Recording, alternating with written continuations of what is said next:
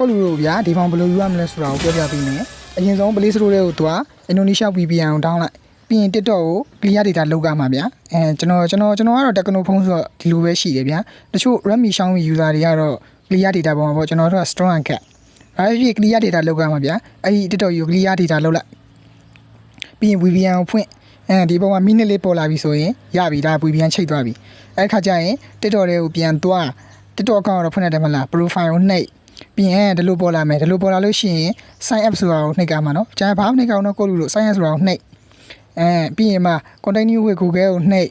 အဲ့ကျရင်ကိုလူမှာရှိတဲ့ account ရင်းနဲ့မဝင်နဲ့အဲ့ဒါအနာသာ account ကိုနှိပ်ပြီးတော့ Google account သစ်ဖောက်လိုက် Google account ကတော့လူတိုင်းဖောက်တဲ့နေတဲ့အတွက်ကျွန်တော်ထွေထူးပြောပြပေးမနေတော့ဘူးဟုတ်ပြီနော်နားလေနော်ပြီးတဲ့အခါရပြီပေါ့ဗျာကျွန်တော်ဒီမှာခုနကတော့ video တစ်ပုတ်တင်ထားတဲ့အတွက်တော့ကျွန်တော်အကောင့်ပေါ့ပြီးတဲ့ခါကျရင်အလက်ကီးနဲ့ထွက်ပြီးChrome သို့မဟုတ် browser တစ်ခုတွေကိုတွားပြီးတော့ဒီမှာကျွန်တော်ပြထားတဲ့ဒီ link လေးကိုထည့်လိုက်အဲ့ကြလို့ရှိရင်ဒီ TikTok web event တွေကိုတန်းရောက်သွားလိမ့်မယ်အဲ့ကျရင် ပေါ်နဲ့ဆွဲတိလားဒီဥစ္စာလေးကဒါဗီဒီယိုတင်ရမှာအပေါ်မှာ hashtag တွေပြထားရဗျာအဲ့ဒီ hashtag တွေကိုနှိပ်ပြီးတော့ခုလိုကဗီဒီယိုတစ်ပုတ်တင်လိုက်အဲ့ဆို .50 ရမယ်အပေါ်နဲ့တို့1.2 ရှိတယ်တစ်ကိုခဏထားလိုက်အောင်ဘာလို့လဲဆိုတော့မြန်မာစာပါအစိုးရပျောက်နေရတယ်ဗျာကျွန်တော်တို့ VPN ကြော်ထားတာဆိုတော့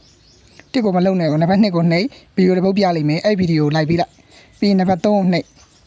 နံပါတ်3နှိပ်လို့ရှိရင်ကိုလူတို့သူကဘယ်လိုပြောမလဲ share ရပြီး copy ယူခိုင်းတာဗျာအဲ့ဒါကျွန်တော်တို့ကဒီလိုပေါ်လာရင် copy link လေးကိုနှိပ်လိုက်တယ်ပြီးရင်အမှားကိုနှိပ်ပြီးရင်အဲ့နံပါတ်3ပြန်နှိပ်ပြီး copy link ကိုထပ်နှိပ်အဲ့ခါကျရင်ဗီဒီယိုတင်တာ50အခုလိုလိုက်တာ30ဆိုတော့80ရပြီဆိုတော့အမှားတိလားအဲ့ဒါလေးကိုနှိပ်လိုက်နှိပ်ပြီးလို့ရှိရင်80ဖြတ်သွားလိမ့်မယ်ဗျာပြီးရင်အောက်ကဟာကိုနှိပ်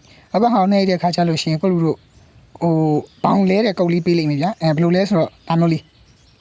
အဲ့ဒီကုတ်လေးကို mobile legend ထဲမှာတွားပြီးတော့ထည့်လိုက်ဒါဆိုဘောင်ရပြီဒါပဲရှင်းသေးရဲ့